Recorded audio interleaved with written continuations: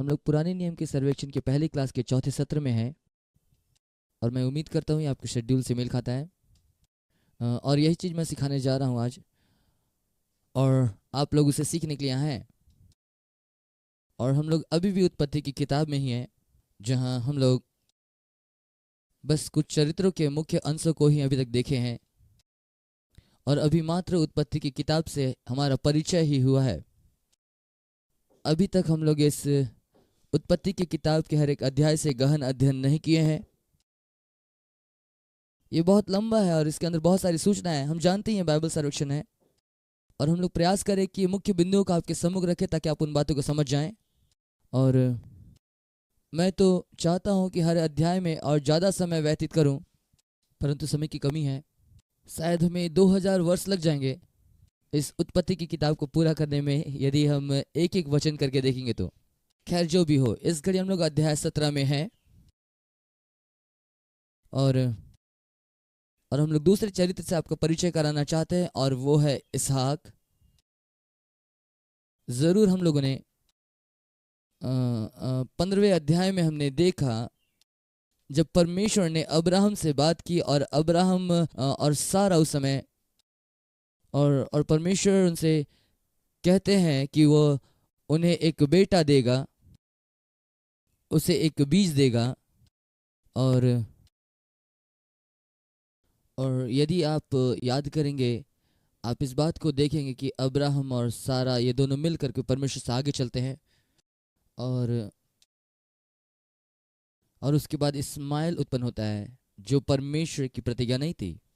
और 17वें अध्याय में परमेश्वर फिर से अब्राहम के साथ बातें करता है, और फिर से, और आइए आगे बढ़कर हम देखें 17वें अध्याय का 15 वचन में, और कुछ आयतों को हम लोग यहाँ पर पढ़ेंगे। परमेश्वर ने अब्राहम से कहा, तेरी जो पत्नी सारै है उसको तू अब सारै ना कहना, उसका नाम सारा होगा, और मैं विश्वास करता हूँ उसका अनुवाद राजकुमारी किया गया है।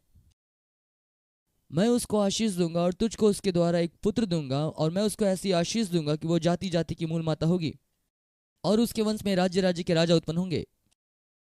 और इसके बाद हम देखेंगे 17वां पद, एक विशिष्ट पद है। तब अब्राहम मुंह के बल गिर पड़ा और हंसा, और मन ही मन कहने लगा, क्या 100 वर्ष के पुरुष के भी संतान होगी, और क्या सारा जो 90 वर्ष की है पुत्र उत्पन्न करेगी? और फिर अब्राहम ने परमेश्वर से कहा कि इस्माइल तेरी दृष्टि में बना रहे। फिर परमेश्वर ने कहा, निश्चय तेरी पत्नी सारा के तुझ से एक पुत्र उत्पन्न होगा, और तू उसका नाम इसहाक रखना, और मैं उसके साथ ऐसी वाचा बांधूंगा जो उसके पश्चात उसके वंश के लिए युग युग की वाचा होगी। इस्माइल के विषय में भी मैंने तेरी सुनी है, मैं उसको भी आशीष दूंगा और उसे फलवंत करूंगा, अत्यंत ही बढ़ा दूंगा, उससे 12 प्रधान उत्पन्न होंगे और एक बड़ी जाति बनाऊंगा। परंतु मेरी वाचा जो मैं इसहाक के साथ बांधूंगा, जो सारा से अगले वर्ष इस नियुक्त समय पर उत्पन्न होगा। और इसलिए यहाँ पर मैं उसके जन्म की प्रतिज्ञा यहाँ पर उन्हें दी गई। और इसके बाद बहुत सी अच्छी बातों को छोड़ते हुए, जो भी कि वो अच्छी घटनाएं हैं, इसे छोड़कर हम आगे बढ़ते हैं, जहाँ पर हम उसके जन्म को पाते हैं। यहोवा ने जैसा कहा था वैसा ही सारा की सुधि लिया और उसके साथ अपने वचन के अनुसार किया। सारा अब्राहम से गर्भवती हुई, और उसके बुढ़ापे में उसी नियुक्त समय पर जो परमेश्वर ने ठहराया था एक पुत्र उत्पन्न हुआ। क्या आप जानते हैं, यहाँ पर बहुत ज़्यादा समय तो हम व्यतीत नहीं कर जाए, लेकिन मैं सोचता हूँ कि हम ऐसे ही पार नहीं कर सकते। और मैं ये सोचता हूँ कि ये बिंदु बहुत ही महत्वपूर्ण है। यहाँ पे परमेश्वर सारे कामों को क्रम से करने वाला है, और वो सारे कामों के लिए एक निश्चित समय और क्रम तय करता है। कई बार हम लोग परमेश्वर के समय को समझने में चूक जाते हैं। जब हम उसकी अगुवाई, उसके अनुसरण में चलते हैं, कई बार हम ऐसा सोचते हैं जब परमेश्वर ने कहा है तो चीज़ों को तुरंत हो जाना चाहिए, लेकिन परमेश्वर के पास अपनी समय तालिका है। क्या आपको पता है, यीशु मसीह के जन्म के समय भी कई सालों साल पहले उस बात की भविष्यवाणी हो गई थी, लेकिन फिर भी कहा गया निश्चित समय पर, समय की पूर्णता में परमेश्वर ने अपने पुत्र के कुमारी के द्वारा भेजा। इसलिए हमें पूरी योजना को समझने की आवश्यकता है, जो भी कि हम उसके एक छोटे से हिस्से को ही देख पाते हैं।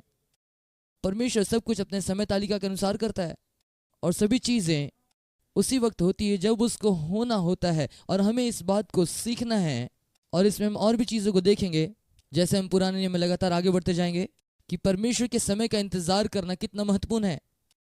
और अब ये बहाने बनाने का अवसर नहीं कि अब हमारे पास कोई काम नहीं। परमेश्वर चाहता है कि आप उन कामों में व्यस्त हों जो काम आपको उस समय में करने के लिए परमेश्वर ने दिए हैं, लेकिन आप परमेश्वर के समय का इंतज़ार करें कि जो कुछ उसने आपके जीवन में कहा है वो होगा। और हमें परमेश्वर के समय के साथ अपने आप को ट्यून कर लेना है। और इसी वजह से परमेश्वर ने हमें पवित्र आत्मा दिया है ताकि वो हमें उस समय के अनुसार हमें निर्देशित कर सके। इसलिए और लिखा है जो कुछ उसने कहा उसे वैसा ही पूरा किया और उस नियत समय पर वचन 2 कहता है जो परमेश्वर ने उसे कहा था। और अब्राहम ने अपने उस पुत्र का नाम जो सारा से उत्पन्न हुआ था इसहाक रखा। और निश्चित तौर पर इसका मतलब होता हंसी या वो हंसा। और निश्चित तौर पर यह इस बात की याद दिलाती है कि जब अब्राहम और सारा हंसते हैं, जब परमेश्वर कहते हैं ये सब बातें होंगी। और चौथा है और जब उसका पुत्र इसहाक 8 दिन का हुआ तब उसने परमेश्वर की आज्ञा के अनुसार उसका खतना किया। जब अब्राहम का पुत्र इसहाक उत्पन्न हुआ तब अब्राहम 100 वर्ष का था। और सारा ने कहा परमेश्वर ने मुझे प्रफुल्लित किया, इसलिए सब सुनने वाले भी मेरे साथ प्रफुल्लित होंगे। और इसलिए ये अब जानते हैं कई बार जब हम इस हंसी के बारे में सोचते हैं तो हमको ऐसा लगता है कि मानो ये कोई बुरी बात हो, लेकिन ये एक अच्छी बात है। परमेश्वर इस जोड़े के जीवन में आनंद और खुशी लाया और अपनी प्रतिज्ञाओं को पूरा किया। इसलिए इस वचन के अनुसार हंसी अच्छी बात है, एक दवा के समान। और इसलिए इस बात को हम उसके जन्म में देखते हैं। और अब जल्दी से हम लोग आगे बढ़ते हैं, हम लोग अगली घटना को देखेंगे जो हमें मिलता है 22वें अध्याय में। और यह जब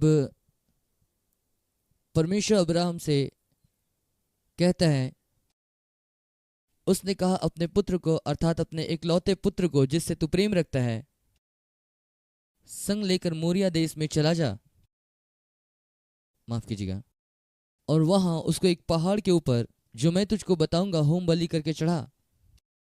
अतः अब्राहम सवेरे तड़के उठा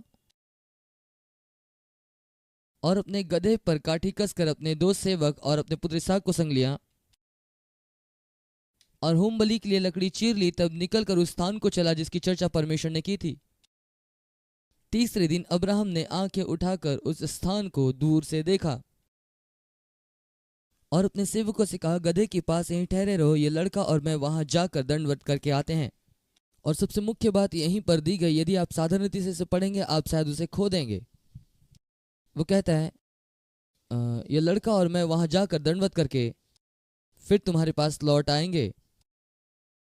हम यहां पर देख रहे हैं अब्राहम विश्वास से प्रत्युत्तर दे रहा है और यही कारण है जिसकी वजह से हम पढ़ते हैं कि अब्राहम विश्वास का पिता है।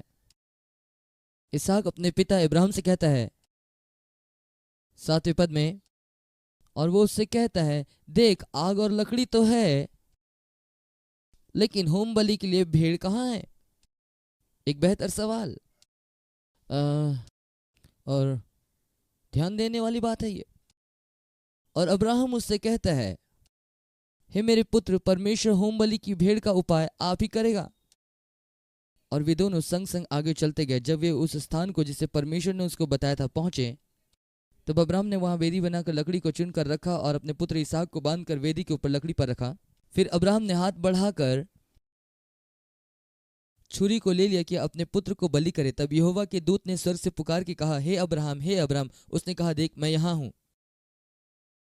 उसने कहा उस लड़के पर हाथ मत बढ़ा और ना उसे कुछ कर, क्योंकि तू जो मुझसे अपने पुत्र वर्ण अपने इकलौते पुत्र को भी नहीं रख छोड़ा, इससे अब मैं जान गया हूं कि तू परमेश्वर का भय मानता है। तब अब्राहम ने आंखें उठाई और क्या देखा कि उसके पीछे एक मेढ़ा अपने सींगों से झाड़ी पर फंसा था। अब्राहम ने उसे ले लिया और अपने पुत्र के स्थान पर उसे होम बलि करके चढ़ाया और अब्राहम ने उस स्थान का नाम यहोवा यीरे रखा।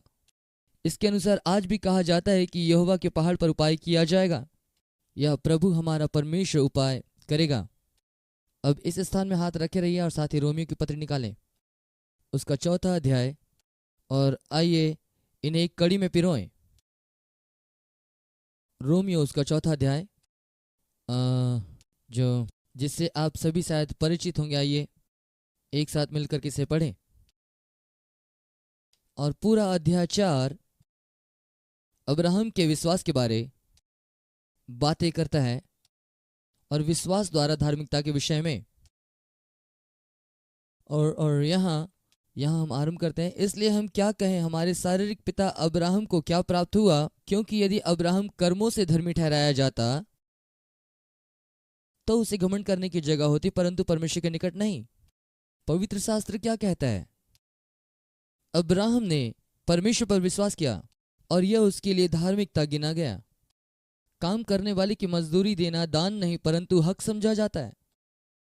परंतु जो काम नहीं करता वरन भक्तिहीन के धर्मी ठहराने वाले पर विश्वास करता है, उसका विश्वास उसके लिए धार्मिकता गिना जाता है। और तब वो आगे बढ़ता है और दाऊद के विषय बातें करता है।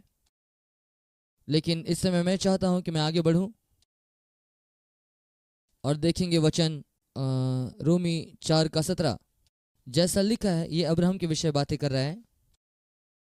मैंने तुझे बहुत सी जातियों का पिता ठहराया उस परमेश्वर के सामने जिस पर उसने विश्वास किया, और जो मरे हुओं को जिलाता है और जो बातें हैं ही नहीं उसका नाम ऐसे लेता है मानो है। उसने निराशा में भी आशा रखकर विश्वास किया, इसलिए कि उस वचन के अनुसार तेरा वंश ऐसा ही होगा, वो बहुत सी जातियों का पिता हो। वो जो 100 वर्ष का था, अपने मरे हुए शरीर और सारा के गर्भ की मरी हुई दशा जानकर भी विश्वास में निर्बल ना हुआ और न अविश्वासी होकर परमेश्वर की प्रतिज्ञा पर संदेह किया, पर विश्वास में दृढ़ होकर परमेश्वर की महिमा की, और निश्चय जाना कि जिस बात की उसने प्रतिज्ञा की है वह उसे पूरा करने में समर्थ है। सो यहाँ हम देख रहे हैं सारी बातें अब्राहम के विषय कही गई हैं। अब उत्पत्ति को पढ़ने के बाद हम इस बात को देखते हैं कि अब्राहम सब बातों में सिद्ध नहीं था, और जो कुछ उसने किया या जो कुछ उसने नहीं किया उसके वजह से नहीं, लेकिन चूंकि उसने ईश्वर पर विश्वास किया और इस बात से सहमत था कि परमेश्वर ने जो भी वादा किया परमेश्वर उसे करने में सक्षम है। और फिर से एक बार हम लोग आकर के यहाँ देखेंगे, ये हमारे धार्मिकता के कामों के कारण नहीं जो हमने किए हैं, परंतु उसके अनुग्रह के द्वारा हम बचाए गए हैं। उसका अनुग्रह विश्वास के द्वारा, और पुराने नियम से लेकर नए नियम तक ऐसा ही यह कार्य करता आया है। ये सिर्फ एक नए नियम के सिद्धांत नहीं, हमें यह समझने की आवश्यकता है परमेश्वर लगातार इसी रीति से कार्य करते हैं। और यहाँ रोमियो की पत्री में भी लेखक हमें यह दर्शाने के लिए वापस पुराने नियम के चरित्र की ओर लिए चलता है, और हमने उस घटना को पढ़ा। यहाँ पुराने नियम में कैसे ये प्रस्तुत किया गया। फिर से एक बार हम लोग आगे बढ़ेंगे इब्रानी की पत्री उसका 11वां अध्याय, और इसे कई बार हम लोग विश्वास के हॉल ऑफ फेम के रूप में जानते हैं। और निश्चय अब्राहम को भी यहाँ पर शामिल होना चाहिए, इसलिए 11वें अध्याय में और उसके 17वें आयत से आरंभ करते हुए यह नए नियम का अनुवाद है जो अभी हमने पढ़ा। इब्रानी 11 अध्याय उसका 17 वचन इस प्रकार से आरंभ होता है। विश्वास ही से अब्राहम ने परखे जाने के समय में इसहाक को बलिदान चढ़ाया, और जिसने प्रतिज्ञाओं को सच माना था और जिससे कहा गया था कि इसहाक से तेरा वंश कहलाएगा, वही अपने इकलौते को चढ़ाने लगा, क्योंकि उसने मान लिया कि परमेश्वर सामर्थी है कि उसे मरे हुए में से जिलाए, अतः उन्हीं में से दृष्टांत की रीति पर वह उसे फिर मिला। अन्य शब्दों में यदि हम लोग कहें, थोड़ी देर पहले हमने पढ़ा, उसने अपने 2 सेवकों से कहा यहाँ इंतजार करो, मैं और मेरा बेटा ऊपर जाते हैं और वापस लौटते हैं। लेकिन इस दरमियान वो विश्वास के साथ चलता है। परमेश्वर ने उससे कहा था कि अपने बेटे को वो बलिदान करके चढ़ाए, और अब्राहम उसे छुरी उठाकर मारने तक उसकी बातों का अनुसरण किया। और फिर परमेश्वर कहते हैं, हाँ मैंने देख लिया कि तू वास्तव में, तेरा हृदय मेरी ओर लगा है। आपको ये याद करने की जरूरत है, पुराने नियम की ये संत लोग आत्मिक रीति से जीवित नहीं थे, ये नया जन्म प्राप्त लोग नहीं थे, और इसलिए वे पूरे तरह से अपने मन, भावना, बुद्धि, इच्छा, बुद्धिमत्ता और भौतिक क्रियाकलाप के नियंत्रण के बाहर थे। इसलिए उनको परमेश्वर की प्रतिज्ञाओं पर अपने विश्वास का प्रकटीकरण या प्रदर्शन करना था।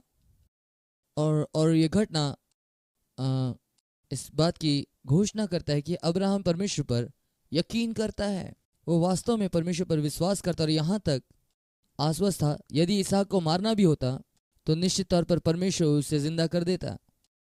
यह बहुत ही प्रेरणादायक घटना है एक वास्तविक व्यक्ति का जिसने जीवन की वास्तविक परिस्थिति में परमेश्वर पर विश्वास किया।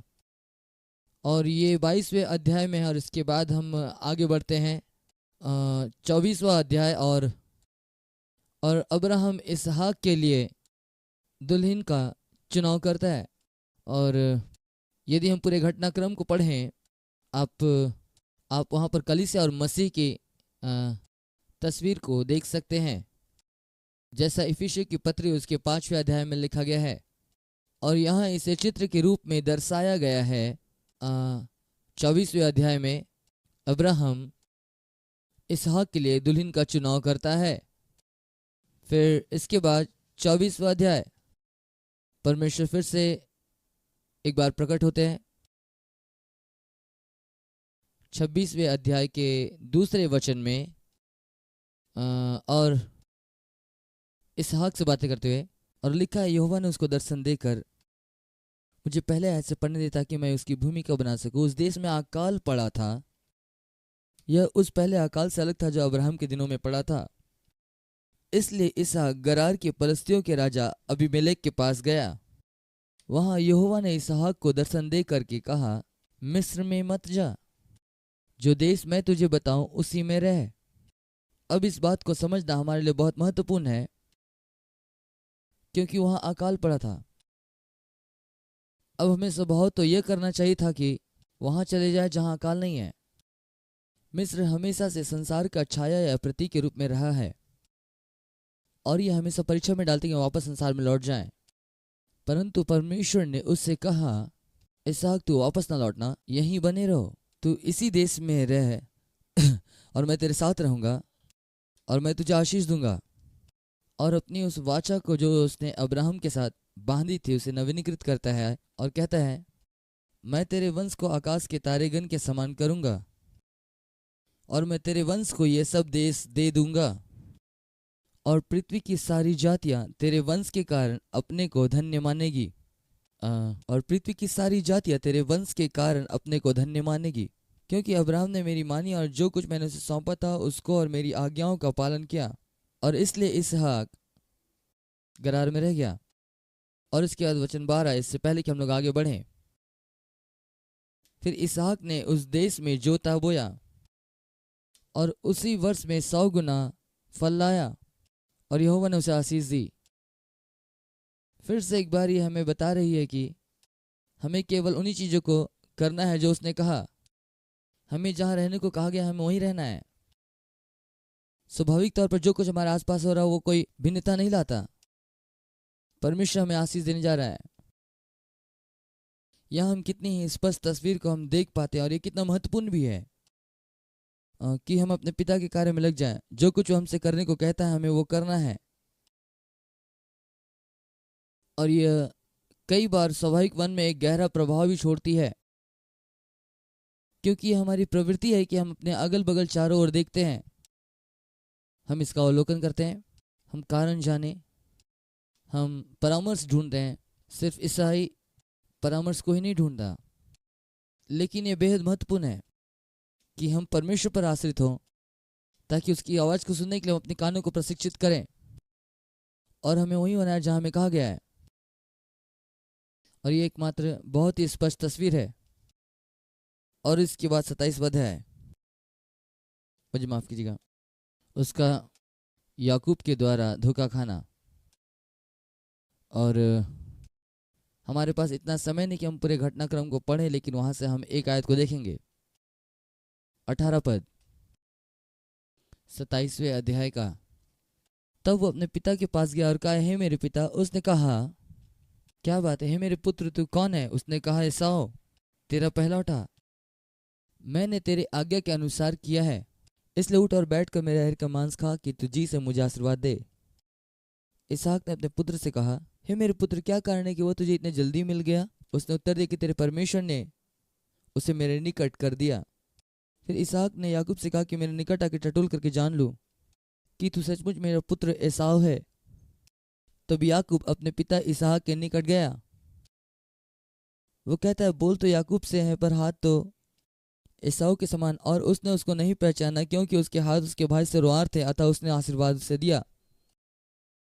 और यहाँ हम देखते हैं याकूब इसहाक को धोखा देता है। और तेजी से आगे बढ़ते हम 35वें अध्याय तक पहुंचते हैं और हम यहाँ पर देखते हैं इसहाक की मृत्यु, इसहाक का मारा जाना। अगला चरित्र जिसके विषय में हम देखेंगे उसके लिए हम पीछे की ओर जाकर अध्याय 25 में उसका परिचय देख सकते हैं। और यहाँ हमारा परिचय याकूब से होता है। उसके नाम का अर्थ है अड़ंगा मारने वाला या धोखा देने वाला। और 25वें अध्याय के 33 वचन में हम देखते हैं जहाँ वो अपने भाई का जन्माधिकार खरीदता है। अध्याय 27 में हमने पढ़ा कि उसने अपने पिता को धोखा दिया। और उसके बाद और इस अध्याय के अंत में हम देखते हैं पद्दनाराम या हारान की ओर भाग जाता है। और ये घटनाक्रम इसी प्रकार 28वें अध्याय तक जारी रहती है। और यहाँ पर हम उसके भागने के वृत्तांत को देखते हैं। और फिर इसके बाद 28वें अध्याय में और उसके 10वें आयत में और हम लोग पढ़ना आरंभ करते हैं कि याकूब बेशर्बा से निकल करके हारान की ओर चला और उसने किसी स्थान में पहुंचकर रात वहीं बिताने का विचार किया क्योंकि सूर्य अस्त हो गया था।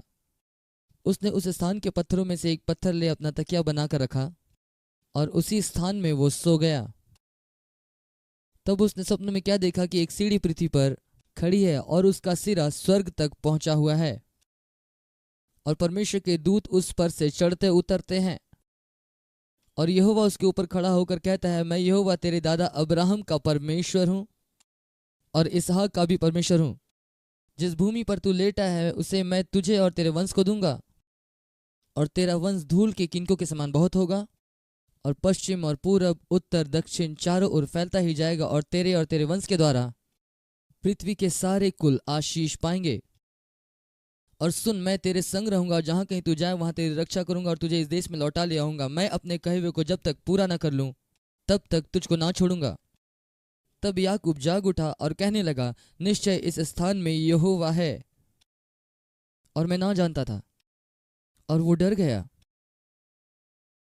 और 19वां वचन कहता है, उसने उस स्थान का नाम बेतेल रखा, पर उस नगर का नाम पहले लूज था, अब बेतेल, जिसका अर्थ होता है परमेश्वर का घर। और फिर यहाँ पर हम देखते हैं परमेश्वर यहाँ पर याकूब के जीवन से व्यवहार करता है। फिर 31वें अध्याय में और जैसे हम कहानी में आगे बढ़ते जाते हैं हम देखते हैं कि वो लाबान के द्वारा धोखा खाता है, लाबान के साथ उसकी बातचीत। और 32वां अध्याय यहाँ उसके जीवन का एक महत्वपूर्ण भाग है। मैं जानता हूँ मैं बहुत तेजी से चल रहा हूँ, परंतु ये ज़रूरी है, आवश्यकता है। और 32वें अध्याय उसके 24वें वचन से हम आरंभ करेंगे, इस हिस्से को पढ़ेंगे। 32वें अध्याय का 24 वचन, और याकूब आप अकेला रह गया, तब कोई पुरुष आकर पांव फटने तक उससे मल युद्ध करता रहा। जब उसने देखा कि मैं याकूब पर प्रबल नहीं होता, तब उसने जांग की नस को छुआ और याकूब की जांग की नस उससे मल युद्ध करते समय चढ़ गई। तब उसने कहा, मुझे जाने दे क्योंकि भोर होने वाला है। याकूब ने कहा, जब तक तू मुझे आशीर्वाद न दे तब तक मैं तुझे जाने न दूंगा। तब उसने पूछा, तेरा नाम क्या? उसने कहा, याकूब। और उसने कहा, तेरा नाम अब से याकूब नहीं होगा परंतु इज़राइल होगा, क्योंकि तू परमेश्वर से और मनुष्य से भी युद्ध करके प्रबल हुआ है। यहाँ कुछ ऐसी बात है जो कि इस सिद्धांत को पूरे बाइबल में हम देख सकते हैं, लेकिन क्रियान्वित रूप में सिर्फ यहीं पर पाया जाता है उस दूत के साथ में। और नए नियम में यह बताया गया है कि वह सरदूत ही था। सबसे पहली बात, वह पूर्णतः निश्चित था, पूर्ण निश्चयता। यह एक महत्वपूर्ण भाग है परमेश्वर के साथ चलने के लिए। हमें कुछ बातों में दृढ़ निश्चयी होने की आवश्यकता है। मैं पूरी रीति से आश्वस्त हूँ कि हम लोग निश्चित तौर पर कि हम लोग परमेश्वर की मर्जी को जानेंगे, उसकी मर्जी के अनुसार हम चलेंगे और उसकी मर्जी को हम अपने जीवन में पूरा करेंगे, और इस बात के लिए हम निश्चित हैं। तब इसके बाद उसने एक निर्णय लिया, और तब उसकी एक चाहत थी। इसे दूसरे शब्दों में कह सकते हैं, उसने चाहत से आरंभ किया। अब जानते हैं बाइबल इस विषय में कहती है, यदि हम वास्तव में यदि अपना संपूर्ण भरोसा परमेश्वर पर रखें, तब वो हमारी सारी मनोरथों को पूरा करेगा। और ये बात ऐसी नहीं कि हम जो चाहते वो हमें देता है, परंतु जो बात उसने हमारे लिए सोच रखा है उसकी चाहत हमें देता है। इसलिए हम चाहत से आरंभ करते हैं। और आप जानते हैं और हम लोग बाकी के क्लास के समय को अपने जीवन की गवाही देने के लिए हम लोग इस्तेमाल कर सकते हैं कि किस रीति से परमेश्वर ने हमारे हृदय की इच्छाओं से हमारे जीवन को निर्देशित किया। मेरा ये निर्णय कि मैं कलीसिया की अगुवाई करूंगा, ये पिछले 18 साल पहले लिया। अब जानते हैं 18 वर्षों तक मेरी यही एक चाहत थी कि मैं यहाँ पर बना रहूं और कुछ अन्य करने की चाहत नहीं हुई। अब माने या ना माने, ये 18 वर्ष मेरे लिए बहुत ही अच्छा रहा। इस दौरान कुछ कठिन समय आए, कुछ निराशाजनक समय आए इन 18 वर्षों में, लेकिन मेरी यही एक चाहत रही कि मैं यहीं पर बना रहूं। और मुख्य रूप से ये इतना मजबूत था कि मैं विश्वास करता कि यीशु के आगमन तक मैं यहीं रहूंगा। और फिर 1994 में जब एंड्रू ने मुझे बुलाया और कहा कि परमेश्वर ने मुझसे एक बाइबल स्कूल चलाने के विषय में कहा और आप भी इसके भाग होंगे, क्या आप इसके लिए प्रार्थना करेंगे? ये अद्भुत है।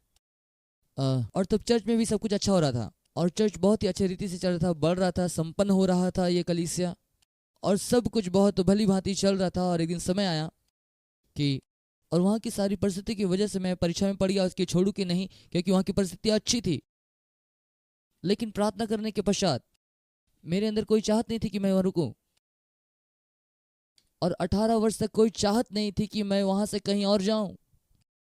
लेकिन इस छोटे से समय अंतराल के दौरान ही जैसे ही हमने चीज़ों को परमेश्वर के सामने प्रस्तुत करना शुरू किया, इच्छाएं बदल गईं और अब कोई चाहत नहीं रह गई थी कि वहाँ पर मैं रुकूं और वहाँ पासवानी करूं। अब चाहत थी कि कोलोराडो आकर नए रोमांच का आरंभ करूं। और बाइबल स्कूल के साथ मेरा कोई भी अनुभव नहीं था। ये बहुत रोचक था। और जब हम यहाँ पहुँचे और एंड्रू को भी बाइबल स्कूल का कोई अनुभव नहीं था, मैं याद करता हूँ हमारे आरंभिक मीटिंग को, ठीक है, तुम बाइबल स्कूल कैसे चलाओगे? और उस समय डॉन क्रो एक स्टाफ थे हमारे साथ। उसने कहा मैं रेमा में रह करके 1 साल पढ़ाई की, इसलिए मेरे पास कुछ उपाय हैं करने के लिए। और हम लोग एक साथ बैठ गए और विचारों का आदान प्रदान हम लोग करने लगे। इस रीति से हमने आरंभ किया। लेकिन मेरे यहाँ होने का कारण यह था कि मेरी इच्छाएं बदल गई थी, और उन इच्छाओं का अनुसरण करते हुए मैंने निर्णय लिया कि मैं चर्च से रिजाइन करूंगा। और उसके बाद मैंने निर्णय लिया कि मैं यहाँ आऊँ, और अपने बंधनों को काट कर हमने पूर्ण निश्चय कर लिया था कि हम लोग यहाँ पर होंगे और हम लोग जा करके देखेंगे, चाहे कुछ भी क्यों ना हो। जैसे मैंने पहले बताया, जब हम लोग यहाँ आए कोई विद्यार्थी नहीं था, लेकिन हमारी इच्छाओं ने हमें यहाँ भेजा, हमारे निर्णय की वजह से हम लोग यहाँ पर हैं।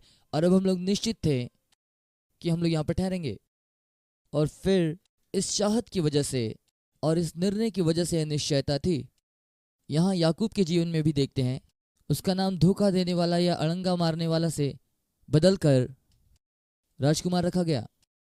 फिर और 33वें अध्याय में हम देखते हैं उसका मेल मिलाप हो जाता है उसके भाई एसाव से। और उसके बाद बहुत तेजी से आगे बढ़ते हुए और हम सीधे छलांग लगाते हुए 46वें अध्याय में जाएंगे, जहां हम देखते हैं कि वो मिस्र की ओर जाता है। और फिर अध्याय 45 से 50 तक में उसकी मृत्यु के बारे है। अब अब हम इसे पूरा करने में सक्षम नहीं होंगे जैसा इसे करना चाहिए, मुझे क्षमा कीजिएगा। लेकिन याकूब के जीवन से जो महत्वपूर्ण शिक्षा हम सीख सकते हैं, और उनमें से सबसे पहला है परमेश्वर के अनुग्रह का सामर्थ्य। एक पुरुष जो अपने जीवन की शुरुआत एक धोखेबाज के रूप में करता है, एक अड़ंगा मारने वाले, वो एक बहुत अच्छे चरित्र का व्यक्ति नहीं लग रहा था। लेकिन उसके जीवन में परमेश्वर के अनुग्रह की वजह से, और उसने उसका प्रत्युत्तर दिया और एक धोखा देने वाले से राजकुमार में बदल गया। वो जो परमेश्वर से मल्लयुद्ध करता है और परमेश्वर से उसकी मुठभेड़ होती है, और फिर परमेश्वर उसके विश्वास के प्रत्युत्तर को अनुग्रह से आदर करता है। और तीसरी बात जो हम यहाँ देखते हैं, एक व्यक्ति जो कुछ बोता है वही वो काटता है। याकूब धोखा देता है और बदले में लाबान उसे धोखा देता है। उसने खुद इस मंच को तैयार किया, लेकिन परमेश्वर का धन्यवाद हो कि उसने इस बात में अंत नहीं किया। इसके बाद हमारा परिचय उत्पत्ति के अगले चरित्र, अगला जो मुख्य किरदार है जिसका नाम है, आप में से अधिकांश लोग उससे परिचित है, और उसका नाम है यूसुफ। और यूसुफ, उत्पत्ति के 30वें अध्याय से लेकर के 50वें अध्याय तक यूसुफ के बारे बातें की गई हैं। और पूरे इस क्रम में हम देखेंगे कि यूसुफ यीशु मसीह का छाया या प्रतिबिंब के रूप में प्रकट हुआ है। 37वें अध्याय के आरंभ होते ही आप इसे देख पाएंगे। 37वें अध्याय में 37वां अध्याय, और ये कहता है 3री आयत में, और अब इज़राइल अपने सब पुत्रों से बढ़कर यूसुफ से प्रीति रखता था, क्योंकि वो उसके बुढ़ापे का पुत्र था और उसके लिए उसने रंग बिरंगा अंगरखा बनवाया था। परंतु जब उसके भाइयों ने देखा कि हमारा पिता सब भाइयों से बढ़कर उससे प्रीति रखता तो उसे बैर करने लगा और उसके साथ ठीक से बात भी नहीं करते थे। और यूसुफ ने एक स्वप्न देखा और उसके भाइयों से वर्णन किया, तब वे और भी उसे द्वेष करने लगे।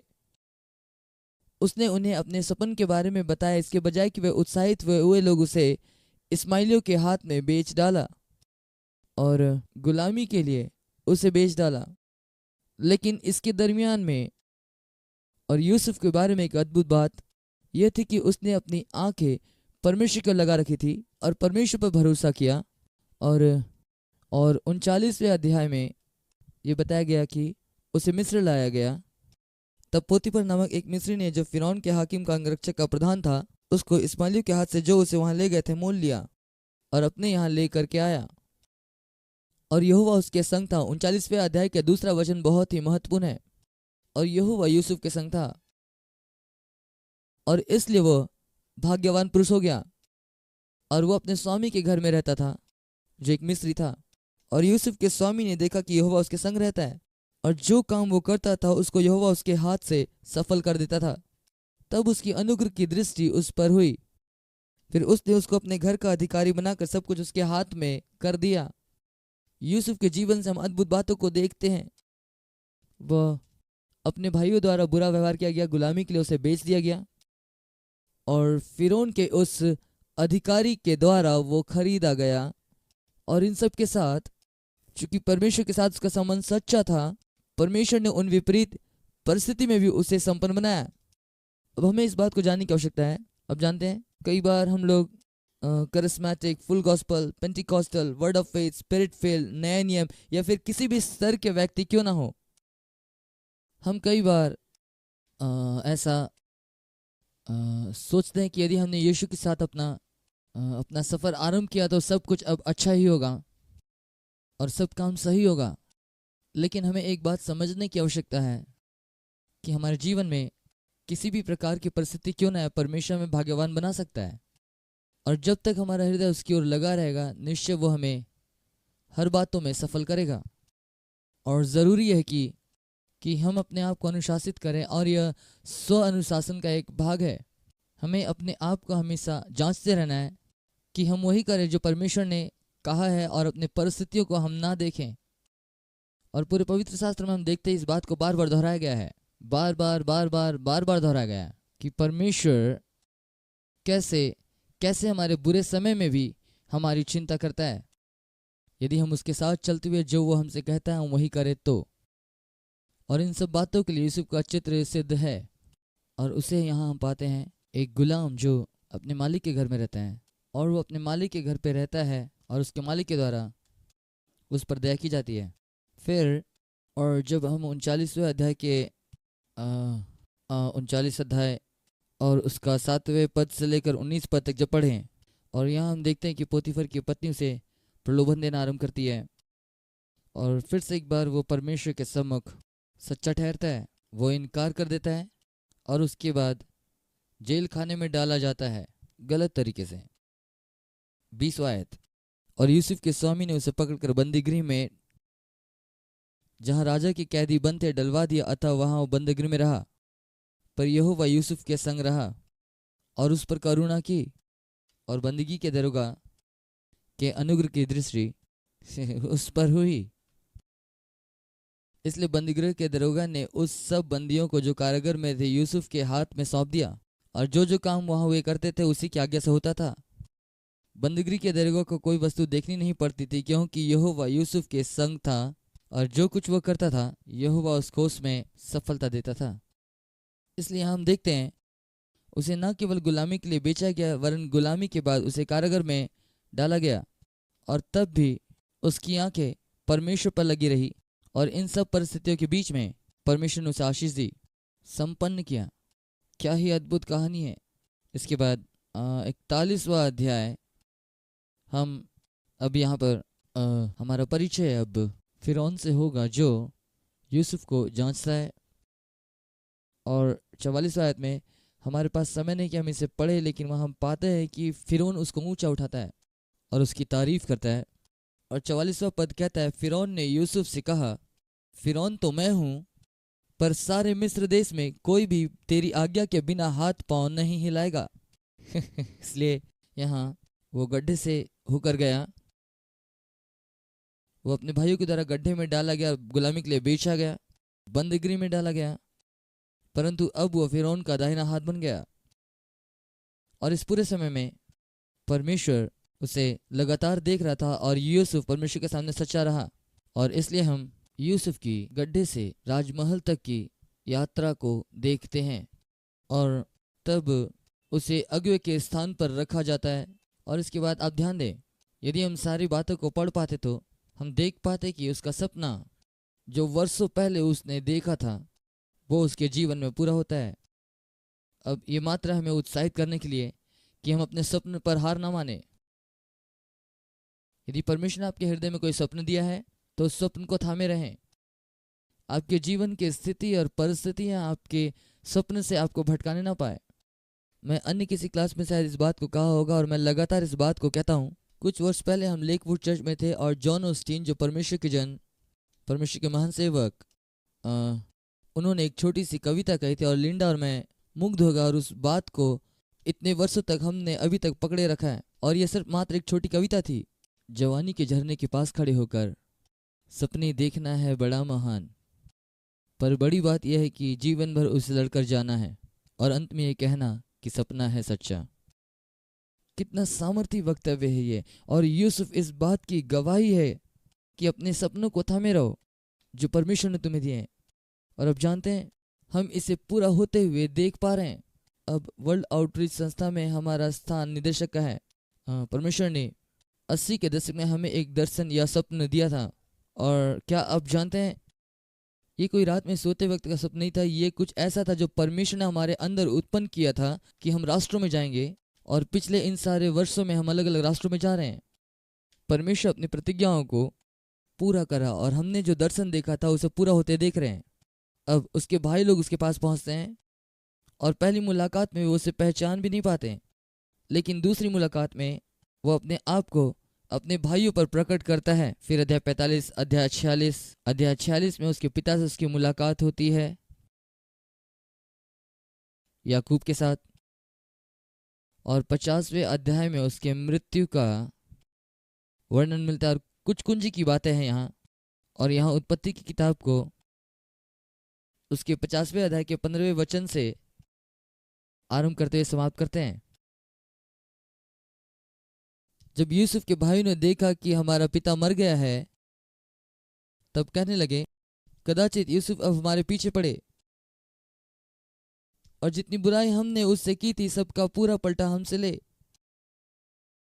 इसलिए उन्होंने यूसुफ के पास ये कहला भेजा, तेरे पिता ने मरने से पहले हमें यह आज्ञा दी थी, तुम लोग यूसुफ से इस प्रकार कहना कि हम विनती करते हैं कि तू अपने भाइयों के अपराध और पाप को क्षमा कर। हमने तुझसे बुराई की थी, पर अब अपने पिता के परमेश्वर के दासों का अपराध क्षमा कर। उनकी ये बातें सुनकर यूसुफ रो पड़ा, और उसके भाई आप भी जाकर उसके सामने गिर पड़े और कहा, देख हम तेरे दास हैं। यूसुफ ने उनसे कहा, मत डरो, क्या मैं परमेश्वर की जगह पर में हूं? यद्यपि तुम लोगों ने, और यहाँ एक कुंजी की बात है, तुमने मेरे लिए बुराई का विचार किया था, परमेश्वर ने उसी बात में भलाई का विचार किया, जिससे वो ऐसा करे जैसा आज के दिन प्रकट है कि बहुत से लोगों का प्राण बच जाए। इसलिए यहाँ हम देखते हैं कि शत्रु हमारे विरुद्ध कोई भी युक्ति क्यों ना बना ले, कोई भी बुरी बात हमारे विरुद्ध लाने का प्रयास क्यों ना करे, यदि परमेश्वर के सामने सत्य में बने रहेंगे और अपनी आंखें उस पर लगाए रखेंगे, तब परमेश्वर सारी बातें बदल कर भलाई उत्पन्न करेगा।